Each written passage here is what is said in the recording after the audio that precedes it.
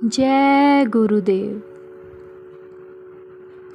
नहीं माना तो पछताओ। बाबा जय गुरुदेव स्वामी जी द्वारा सुनाई गई कहानी। एक राजा के दरबार में एक साधु गए।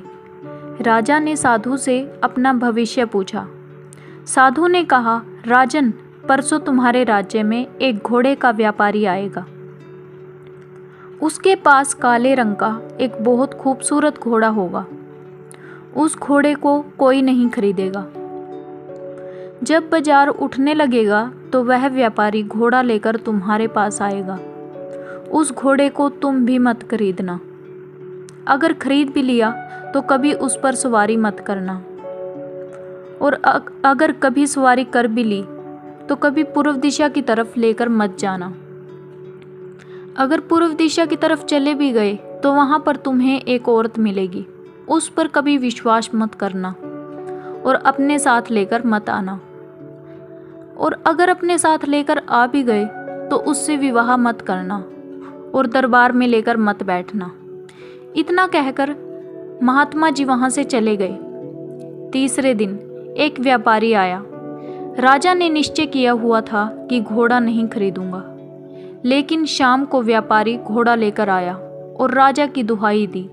तो मंत्रियों ने सलाह दी कि महाराज, घोड़ा खरीदने में क्या हर्ज है, सवारी मत कीजिएगा। राजा ने कहा, ठीक है, व्यापारी को घोड़े की कीमत दे दो और घोड़ा अस्तबल में बांध दो। कभी इस घोड़े का जिक्र मेरे सामने मत करना। कुछ दिन बीते तो दरबारियों ने घोड़े की तारीफ राजा के सामने करनी शुरू कर दी। पहले तो राजा टालता रहा। एक दिन मंत्री ने कहा, महाराज, इतना शानदार और सुंदर घोड़ा कि आपको शोभा देगा। एक बार सवारी करने में क्या हर्ज है। राजा ने कहा, ठीक है, घोड़ा तैयार करो, मैं आज घोड़े की सवारी करूंगा। राजा घोड़े पर बैठ गया। ज्यों ही राजा घोड़े पर बैठा, घोड़ा पूर्व दिशा की तरफ भाग खड़ा हुआ और जाकर एक जंगल में खड़ा हो गया। इतने में एक सुंदर औरत रोती चिल्लाती आई और कहने लगी, महाराज, मेरी रक्षा कीजिए, मेरे पति को डाकुओं ने मार डाला है, मुझे बचाएं। राजा ने पहले टाल दिया। औरत लगी राजा की दुहाई देने और कहने लगी, महाराज, मुझे इस जंगल से निकालकर चाहे कहीं और छोड़ दीजिएगा। राजा क्या करता, उसने औरत को घोड़े पर बैठा लिया और लेकर चला आया।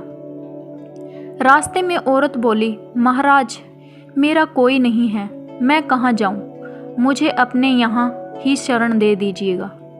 राजा ने सोचा, ठीक है, अनाथ औरत है, अकेली कहाँ भटकेगी, महल में पड़ी रहेगी।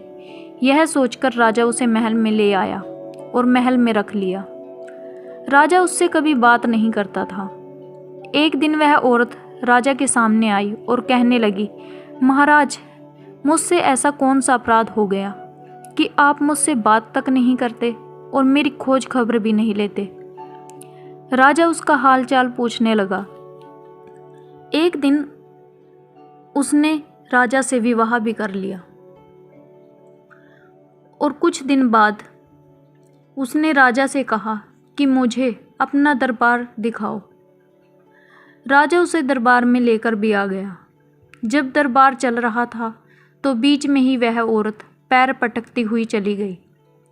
दरबार खत्म होने पर राजा ने रानी से पूछा कि तुम बीच में क्यों उठाई थी। उसने कहा कि आपके दरबारी बहुत बदमाश हैं, मुझे देखकर मुस्कुरा रहे थे और इशारे कर रहे थे। राजा गुस्से से आग बबूला हो गया। उसने हुक्म दिया, दरबारियों के सिर धड़ से अलग कर दिए जाएं। जब दरबारियों का कत्ले-आम हो गया तब साधु के शब्द राजा के दिमाग को झंझोरने लगे। राजा के पास सिवाय पछतावे के कोई रास्ता नहीं था। महात्मा हर बातों को आदि से अंत तक समझाते हैं। हमारी भलाई, हमारी बुराई सबको समझाते हैं, लेकिन हम अपने अज्ञानतावश उनकी नेक सलाह की अवलोचना कर देते हैं। सो अंत में रोना और पछताने के सिवा हमारे पास कोई चारा नहीं होता। जय गुरुदेव।